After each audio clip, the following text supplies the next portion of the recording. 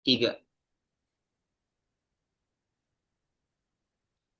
Halo teman-teman, kembali lagi bersama Polatsar. Kami dari kelompok 2 akan mempresentasikan sedikit mengenai isu-isu tentang pengaruh efektivitas TNDE atau e-office terhadap kinerja organisasi.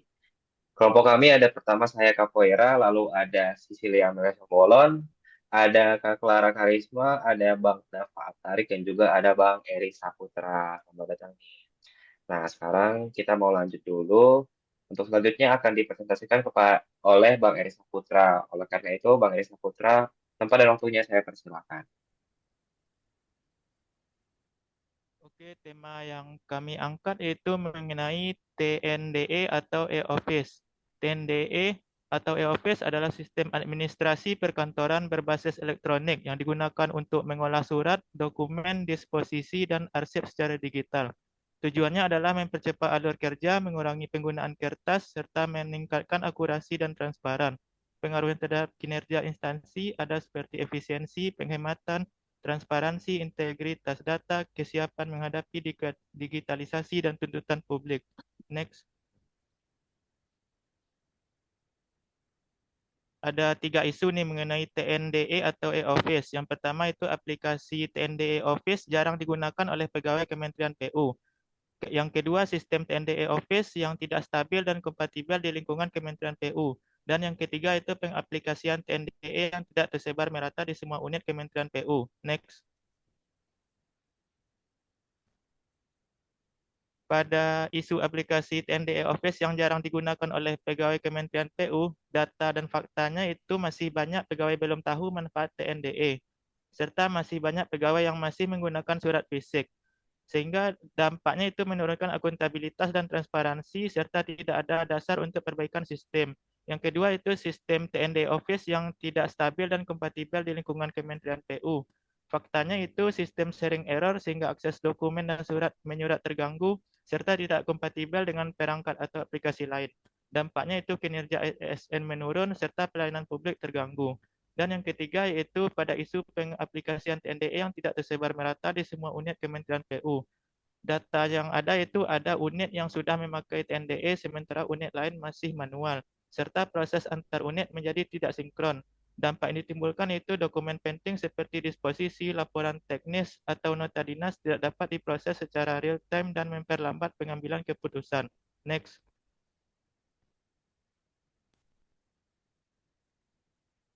Teknik tapisan isu yang kami pakai itu APKL, di mana itu kami memberikan poin 1 sampai 5.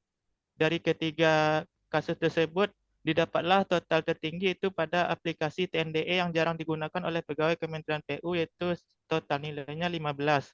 Core itu terpilih Core isu terpilih aplikasi TNDE yang jarang digunakan oleh pegawai Kementerian PU. Alasannya itu paling krusial karena jika tidak digunakan maka aplikasi TNDE menjadi sia-sia. Kemudian pemanfaatan TNDE maka sistem surat menyurat menjadi lebih akuntabel serta lebih mudah untuk diselesaikan tanpa menggunakan anggaran yang berlebih. Selanjutnya dilanjutkan oleh rekan saya Dava. Oke, selanjutnya ada cara menganalisisnya yaitu menggunakan 5 why analisis. Yang pertama, mengapa pegawai Kementerian PU jarang menggunakan TNDE? Jawabannya itu karena aplikasi TNDE itu sering error. Yang kedua, mengapa aplikasi e-office sering error? Karena tidak ada SOP atau prosedur yang jelas terkait perbaikan server aplikasi. Yang ketiga, mengapa tidak ada SOP atau prosedur yang jelas terkait perbaikan server aplikasi? Karena minim penggunaan aplikasi dan budaya sistem surat menyurat masih based on paper. Yang keempat, mengapa minim penggunaan aplikasi dan budaya sistem surat menyurat masih based on paper? Karena kurangnya pengetahuan cara pengaplikasian TNDE. Yang terakhir, mengapa kurang pengetahuan cara pengaplikasian e-office atau TNDE? Karena belum adanya pelatihan mengenai penggunaan elektronik TNDE. Nah, selanjutnya rencana aksi. Yang pertama itu jangka pendek. Sosialisasi dan kampanye internal terkait penggunaan e-office atau TNDE. Pelatihan teknis cepat atau workshop untuk pegawai. Jangka menengahnya itu membuat kebijakan atau SOP dalam surat menyurat wajib menggunakan e-office atau TNDE. Yang terakhir itu monitoring dan evaluasi rutin mengenai penggunaan TNDE setiap bulannya. Yang terakhir itu ada jangka panjang, di mana peningkatan server dan jaringan agar sistem TNDE lebih stabil dan kompatibel. Yang terakhir pengembangan budaya smart office yang menjadikan digitalisasi bukan sekedar kewajiban melainkan kebiasaan sehari-hari.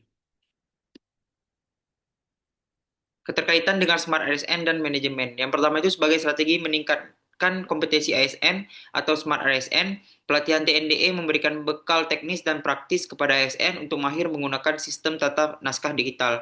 Yang kedua, meningkatkan efektivitas implementasi TNDE, di mana menyamakan persepsi dan pemahaman, memberi ruang tanya jawab langsung terkait kendala penggunaan, melatih langsung praktik input, disposisi, dan tanda tangan elektronik. Yang ketiga, mendukung manajemen ASN yang profesional, di mana memastikan proses administrasi berjalan cepat, rapi, dan terdokumentasi. Yang terakhir itu yang keempat, mendukung pencatatan SKP dan pencapaian harian melalui dokumen digital dan atasan bisa melacak disposisi, pelaksanaan tugas, dan kinerja ASN, transparansi, dan akuntabilitas. Mungkin sekian dari kami.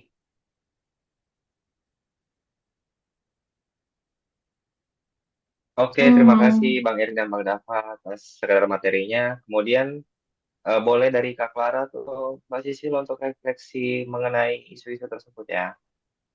oke.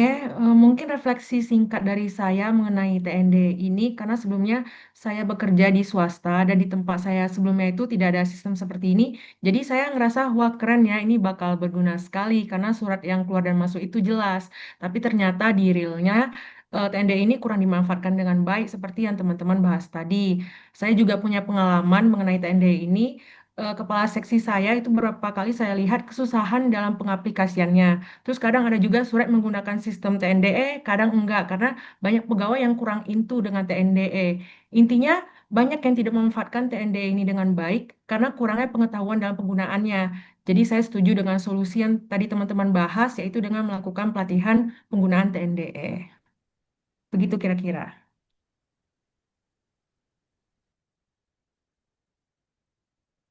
Iya, Kak Dari Kak Clara Sisil setuju bagaimana? banget. Ya, Bang Oik. Eh, saya juga kan ya memang udah pernah ya berpengalaman di instansi Kementerian PU. Udah pernah dengar juga penggunaan TND, tapi saya sendiri belum pernah memakainya langsung. Saya rasa kita CPNS juga belum ada sosialisasi ataupun pelatihan ya khusus untuk tahu kegunaan ataupun fitur-fitur di TNDE. Eh, Menurut saya pribadi sih TND ini salah satu langkah besar menuju transformasi digital di lingkungan kerja. Banyak perubahan positif ya, mempercepat proses surat menyurat, mulai pembuatan, pengiriman, hingga disposisi juga bisa kita lihat dari TNDE. Tapi sama kayak Kak Clara tadi, banyak atasan-atasan yang kurang paham menggunakan TNDE, jadi jarang dibuka, jadi disposisi itu jadi terlambat gitu.